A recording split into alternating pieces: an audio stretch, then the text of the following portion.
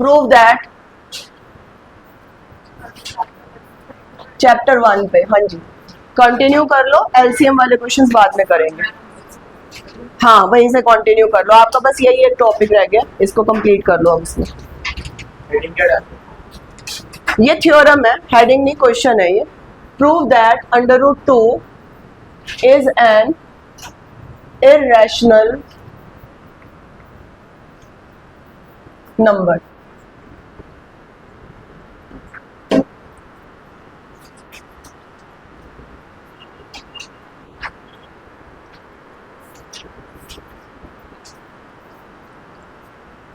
ठीक है, देखिए क्वेश्चन स्टार्ट करने से पहले थोड़ी सी चीजें बता रही हूँ। इस क्वेश्चन में हम एक मेथड यूज करते हैं मैथ्स में, जो आपने शायद अब तक कभी किया नहीं है। इसे कहते हैं कॉन्ट्राडिक्टरी मेथड, कॉन्ट्राडिक्टरी मेथड, ठीक है, या solution of a question by contradiction. Contradiction का मतलब होता है कि हम कोई चीज एज्यूम करके चल रहे हैं अपने माइंड में, उसे एज्यूम करके मतलब हमने उसको ट्रू मान लिया है और उसी से ही हम आगे के सारे स्टेप्स कर रहे हैं क्वेश्चन के। लेकिन क्वेश्चन को सॉल्व करते करते हम एक ऐसे पॉइंट पर आकर खड़े हो गए, एक ऐसी सिचुएशन अराइज हो गई जो हमारी ही कही हुई बात को गलत प्रूव कर रही है।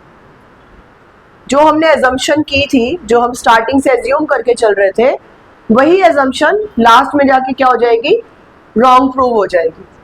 तो हमें पता चलेगा अचानक से कि हमने तो जो एज्यूम किया था वो बिल्कुल ही गलत था, ऐसा हो ही नहीं सकता था, पॉसिबल ही नहीं था।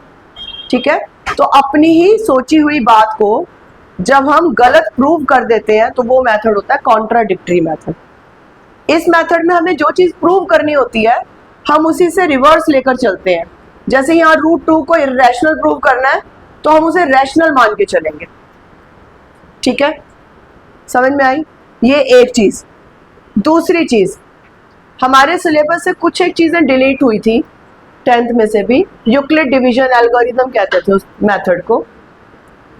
अगर हम उस मेथड को छोड़ भी दें तो भी एक बहुत छोटी सी जनरल चीज है जो हमें आनी चाहिए। जैसे सपोज करिए मैं कोई एक टेबल फ्रेम करती हूँ, जैसे 3 का टेबल, 3 1 3,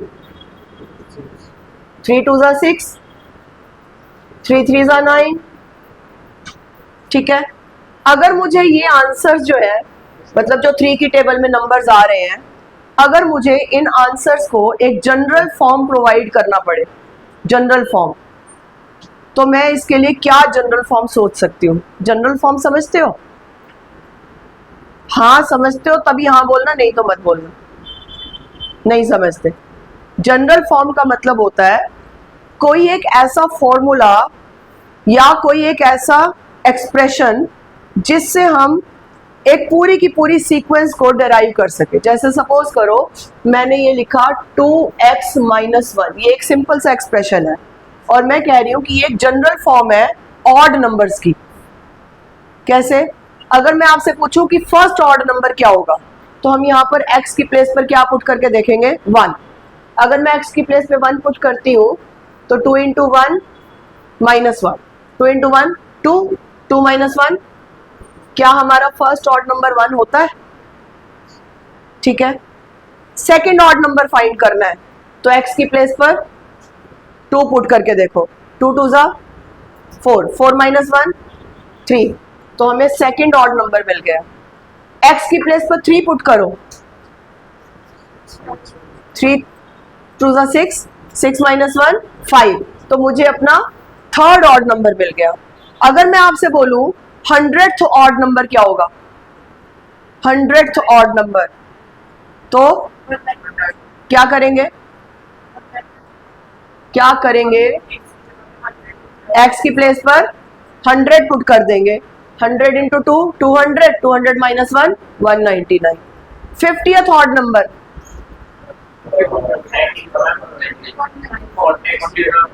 x की जगह पर 50 पुट कर देंगे, 50 2 100, 100 - 1 99।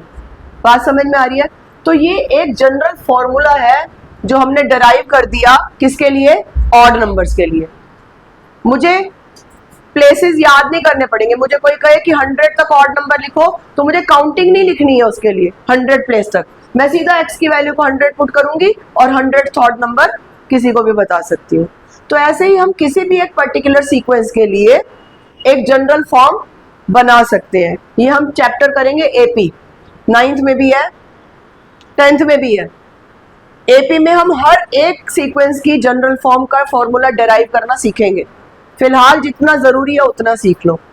अब जैसे मैंने ये 3x लिख दिया, क्या ये 3 की टेबल को रिप्रेजेंट करता है? 3x क्या 3 की टेबल के लिए एक जनरल फॉर्म है?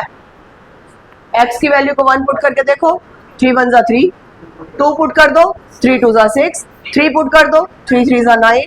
समझ में आ रही है? तो जो 3x है वो क्या है actually?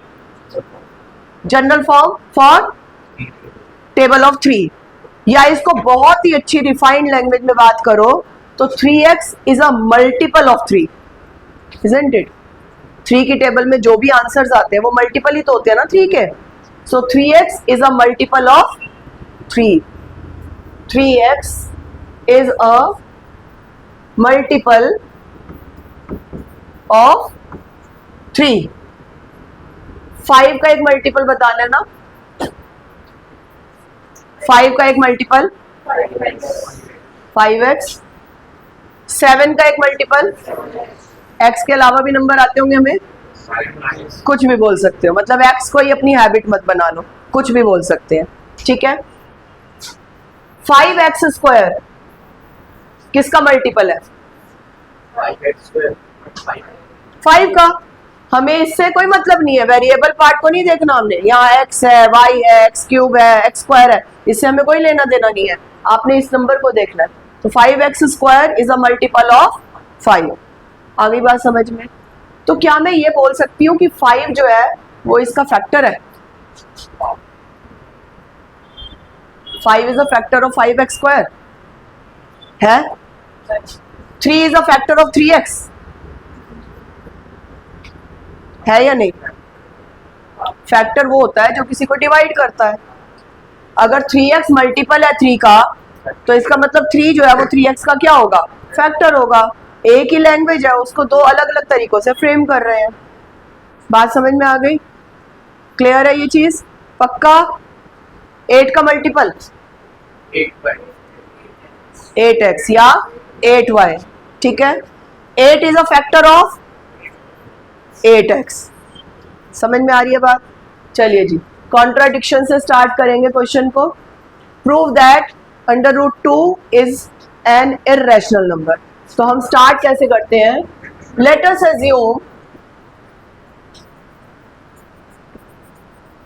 Assume if possible √2 is a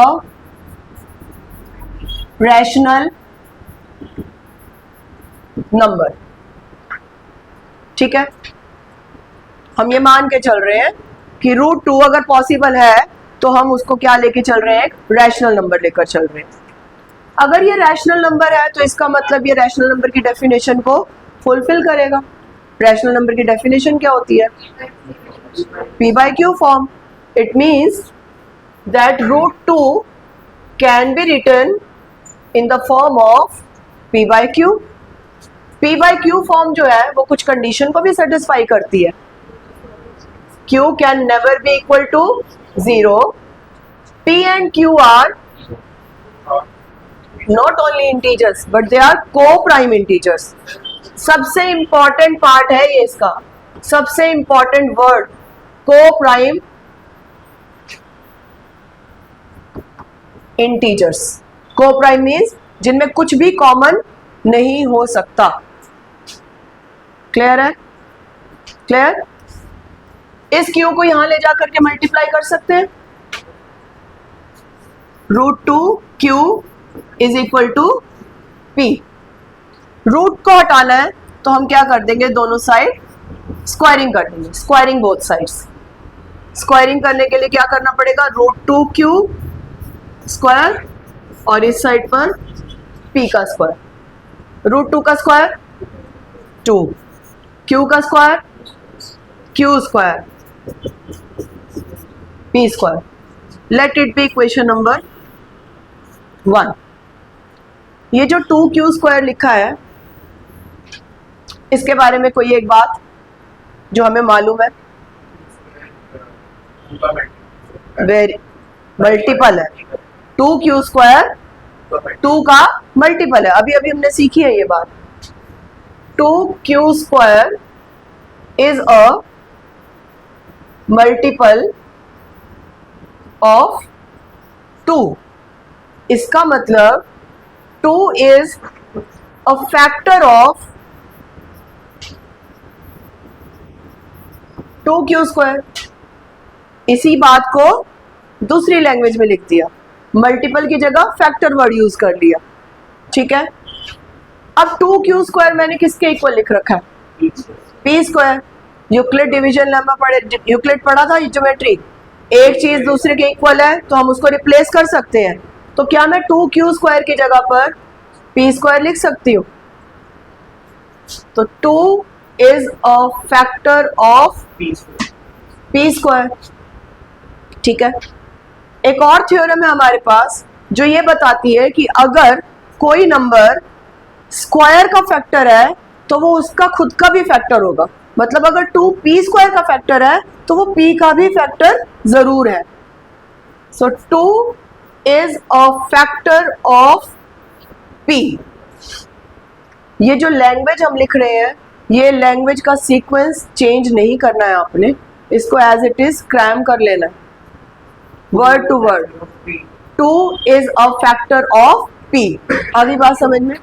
ये जो स्टेटमेंट है इस स्टेटमेंट को हम एक नंबर दे देते हैं. Let it be number 2. यहां तक किसी स्टेप में कोई भी डाउट है?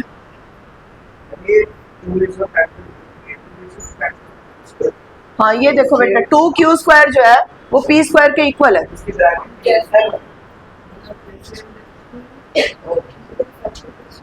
कैसे हो गया? ये लिखा तो हमने 2 किसका फैक्टर है? 2q स्क्वायर का है ना. 2q स्क्वायर किसके इक्वल है? तो बस 2q स्क्वायर की जगह हमने यहाँ p स्क्वायर लिख दिया तो 2 जो है वो p स्क्वायर का फैक्टर हो गया. अगर ये p स्क्वायर का फैक्टर है तो p का भी फैक्टर होगा. बस वो लैंग्वेज एज इट इज लिखनी है हमने. ठीक है. इसको एज इट इज नोट करो यहाँ तक. कैसे? हाँ ये रहा ना equation number 1. By using equation 1 लिख सकते हो, नहीं तो आपको ऐसे कन्वीनियंट लग रहा था ऐसे भी लिख सकते हो, आपकी चॉइस है.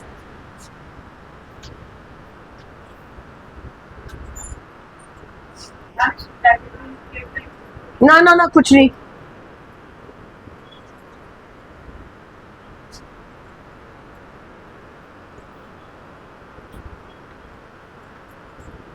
नोटेड.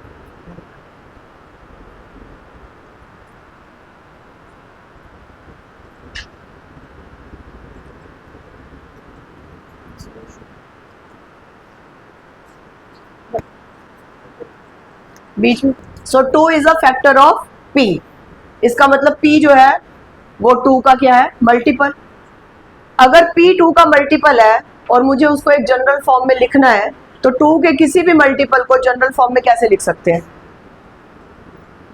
मल्टीपल ऑफ 2 2x लिख सकते हैं. तो लेट कर लेते हैं. Let p is equal to 2x क्योंकि ये 2 का मल्टीपल है. अब ये जो p की वैल्यू है इसे आप इक्वेशन नंबर 1 में पुट कर दीजिए. हमारी इक्वेशन नंबर 1 क्या थी? 2q square is equal to p square. इसमें p की प्लेस पर क्या पुट कर देना है? 2x पुट कर देना है. 2q square is equal to 2x का whole square. 2q square is equal to 2 का square 4 x square as it is. 2 यहाँ के डिवाइड हो जाएगा. q square is equal to 4x square upon 2. q square की वैल्यू आ गई 2x square. ठीक है. Now what we can say about 2x square?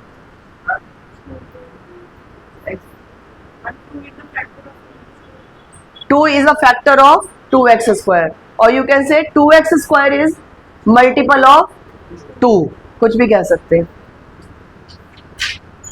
इधर से इरेज करूं,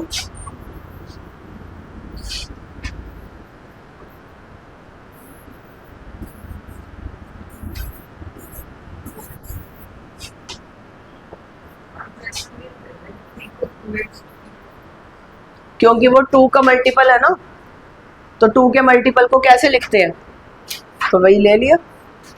सो 2x square is a multiple of 2. This implies what? 2 is a factor of 2x square. Now 2x square is equal to what? Q square. So 2 is a factor of Q square. अगर ये Q square का factor है तो Q का भी factor होगा। इस statement को नंबर दे देते हैं 3।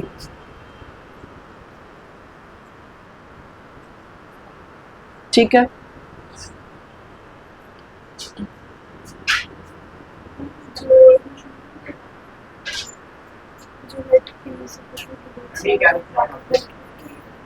नहीं वो इससे ऊपर लिखा है ना आपने, 2 इज अ फैक्टर ऑफ, तो उसके बाद सीधा लिखेंगे let p is equal to 2x और फिर वैल्यू पुट करके सीधा ये इक्वेशन बन जाएगी।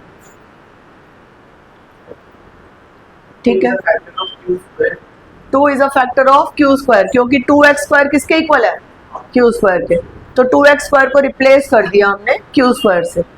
तो अगर ये q स्क्वायर का फैक्टर है तो q का भी फैक्टर होगा। ठीक है, अब देखिए जी, हमारी एक स्टेटमेंट सेकंड बनी थी 2 is a factor of p। ठीक है, ये हमारी स्टेटमेंट नंबर 2 थी।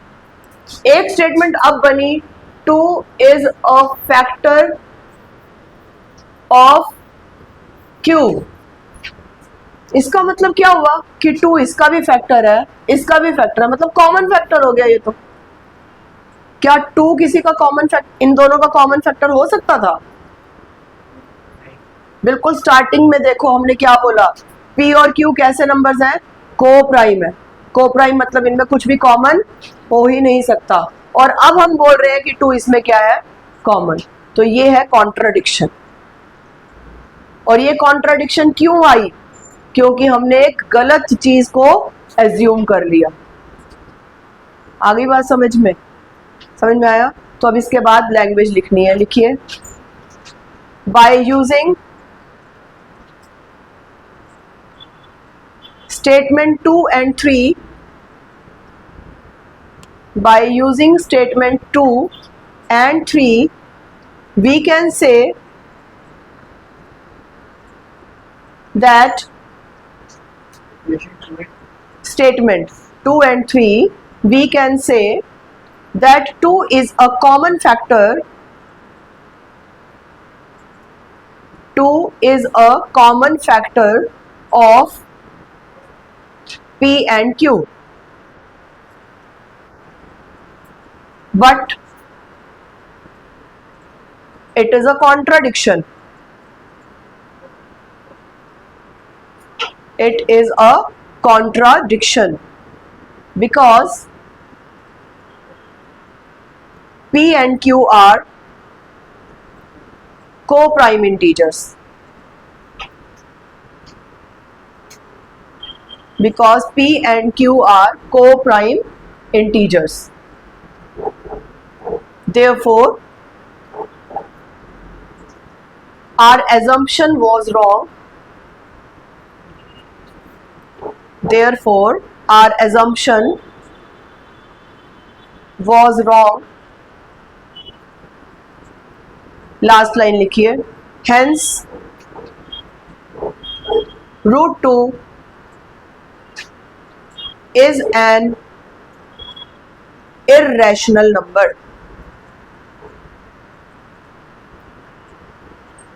ठीक है, अब इसके स्टेप्स आपको याद करने हैं। स्टेप्स को याद करने का मेथड क्या है, पढ़ना नहीं, लिख लिख कर याद करना है।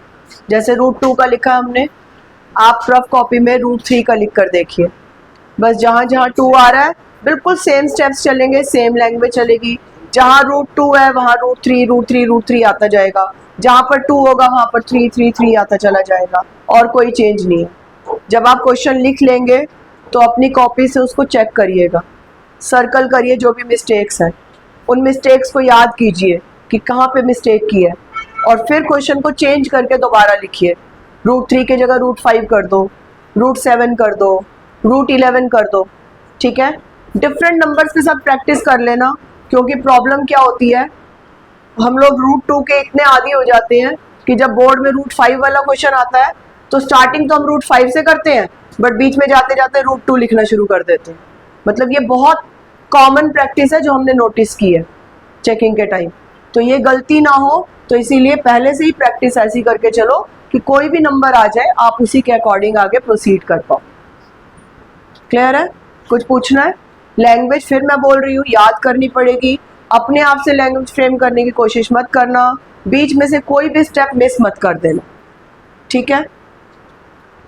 नेक्स्ट इस टाइप का क्वेश्चन जो आता है, ये थ्योरम थी, √2, √3, √5 ये थ्योरम है, इसके स्टेप्स बिल्कुल फिक्स रहते हैं। अब इस थ्योरम की एप्लीकेशन, मतलब कहाँ पे इस थ्योरम का यूज किया जाता है, लिखो क्वेश्चन। प्रूव दैट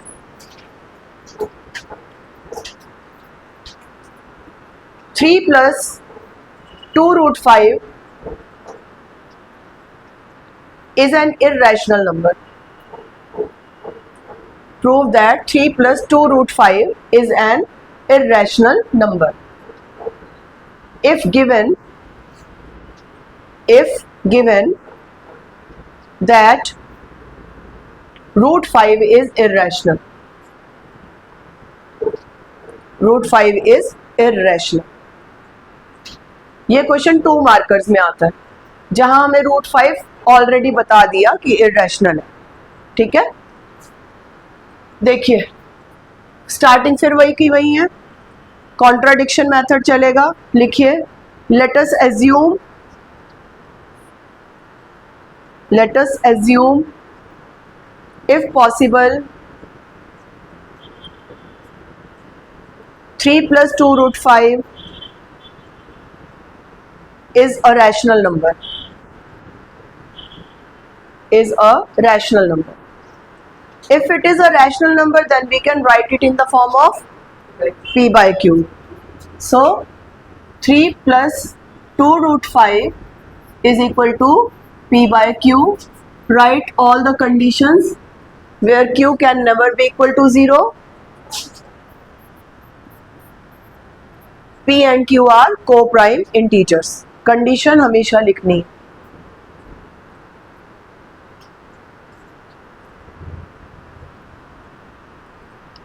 ठीक है। अब इस क्वेश्चन में हमें मालूम है कि √5 जो है ये इरेशनल है, तो हमारा काम क्या है, यहाँ पे टर्म्स को ट्रांसपोज करना है। जैसे हम इक्वेशन सॉल्व करते हैं बिल्कुल ऐसे ही यहाँ पर हमें √5 को एक साइड छोड़ देना है और बाकी सारी की सारी टर्म्स को ट्रांसपोज करके दूसरी साइड पर शिफ्ट कर देना है। तो 2√5 को यहाँ रखिए, p/q एज इट इज, और ये 3 जब इस साइड ट्रांसपोज होगा तो माइनस हो जाएगा, -3। ये अपॉन में है, रैशनल है, तो इसको भी 3/1 लिख सकते हैं, ठीक है। 2√5 एलसीएम ले लेंगे, q आ जाएगा, सॉल्व करोगे p - 3q आ गया। अब ये 2 यहाँ पे √5 के साथ मल्टीप्लाई हो रहा है, तो यहाँ जाएगा तो डिवाइड हो जाएगा, √5 को यहीं छोड़ देंगे, p - 3q/2q। ये सिचुएशन आ गई, ठीक है। अब ध्यान से देखिए, ये राइट हैंड साइड है, इक्वल का साइन है, और ये लेफ्ट हैंड साइड है। लेफ्ट हैंड साइड में क्या है, √5 क्या दिया हुआ है, इरेशनल। हमें मालूम भी है कि √5 क्या होता है, irrational number. But right hand side को देखो जरा, q क्या है, इंटीजर। किसी भी इंटीजर को 3 से मल्टीप्लाई करोगे क्या आएगा, इंटीजर ही होगा ना। 3 से मल्टीप्लाई करके जो भी आंसर आएगा वो क्या होगा, इंटीजर होगा। इंटीजर को किसी एक इंटीजर में से माइनस कर दोगे तो भी इंटीजर ही आएगा, चाहे पॉजिटिव आए चाहे नेगेटिव आए, होगा तो इंटीजर ही। नीचे q फिर से इंटीजर, इंटीजर को 2 से मल्टीप्लाई करोगे अगेन इंटीजर। यानी कि राइट हैंड साइड में क्या फॉर्म बन रहा है हमारे पास, इंटीजर अपॉन इंटीजर, और इंटीजर अपॉन इंटीजर फॉर्म को ही क्या बोलते हैं? रैशनल नंबर बोलते हैं। p by q form, p by q form, p by q, what does it mean? p integer, q integer, so integer by integer form is known as rational number. आ रही है बात समझ में? ठीक है, तो राइट हैंड साइड में हमारे पास क्या है? रैशनल है, और लेफ्ट हैंड साइड में क्या है? इररेशनल। एक इररेशनल रैशनल के इक्वल कैसे हो सकता है? तो ये तो कॉन्ट्राडिक्शन हो गया ना। और ये कॉन्ट्राडिक्शन क्यों अराइज हुआ? क्योंकि हमने गलत बात को एज्यूम कर लिया था। समझ में आई? So our assumption was wrong, therefore 3 + 2√5 जिसे हमने रैशनल एज्यूम कर लिया था वो रैशनल नहीं हो सकता। इसके आगे की लैंग्वेज लिखिए। On left hand side we have an irrational number,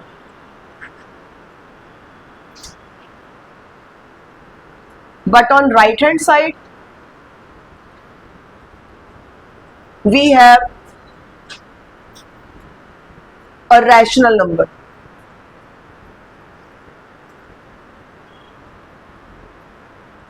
ठीक है, it is a contradiction, it is a contradiction because a rational can never be equal to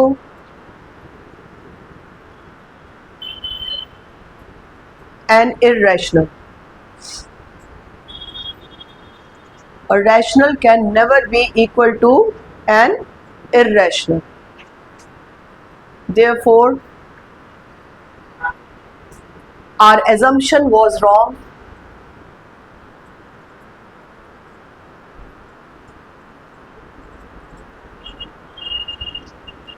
Last line लिखेंगे, hence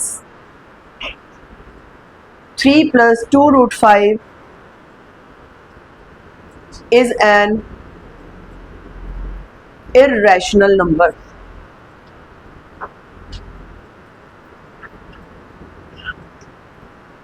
कुछ पूछना है? आ गया समझ में? लास्ट टाइप, लास्ट सेम बिल्कुल इसी की तरह है, एक स्टेप एक्स्ट्रा है। Prove that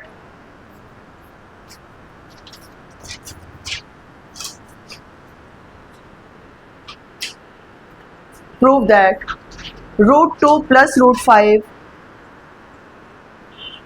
is an irrational number if it is given that √10 is irrational. √10 is irrational. Question के beginning same. Let us assume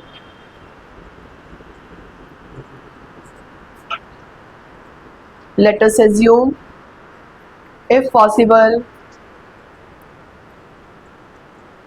√2 + √5 is rational.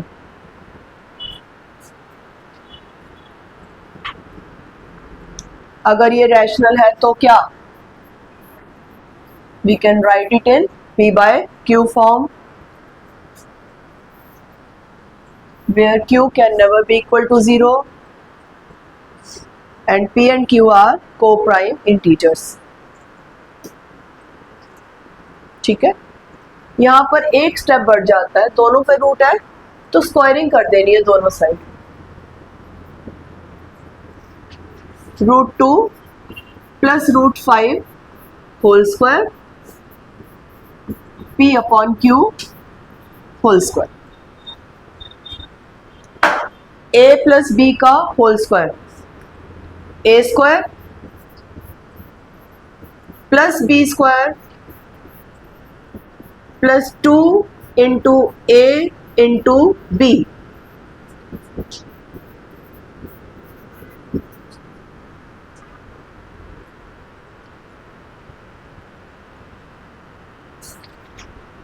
ठीक है, हाँ जी, √2 का स्क्वायर 2, √5 का स्क्वायर 5, 2 इंटू √2 इंटू √5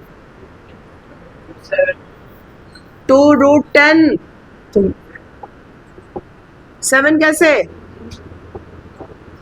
2 √10 मल्टीप्लाई हो रहा है is equal to P square upon Q square 5 + 2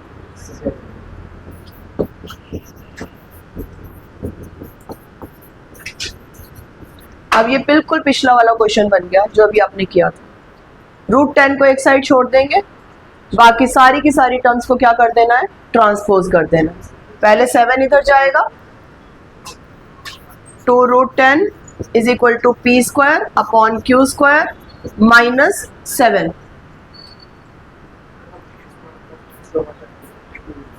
A square plus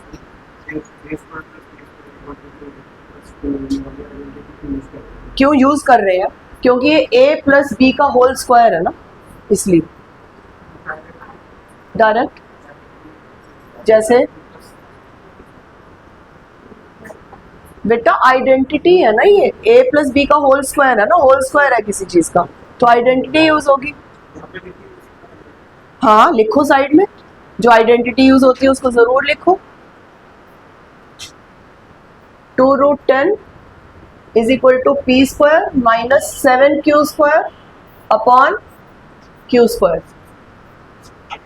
2 को रिप्लेस करेंगे इधर, √10 P square minus 7 Q square upon 2 Q square.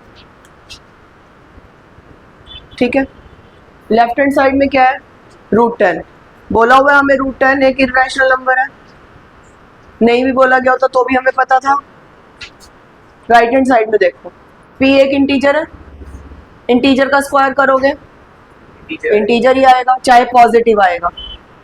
q square integer, integer को 7 से मल्टीप्लाई करेंगे, इंटीजर में से इंटीजर माइनस करेंगे, इंटीजर नीचे इंटीजर है, 2 से मल्टीप्लाई करेंगे अगेन इंटीजर, तो क्या फॉर्म बन गई, integer upon integer, it means rational number.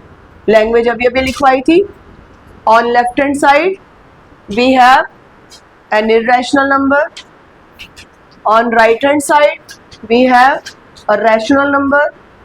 It is a contradiction because a rational can never be equal to irrational. Our supposition was wrong, hence √2 plus √5 is an irrational number. ठीक है, कुछ पूछ रहे थे आप,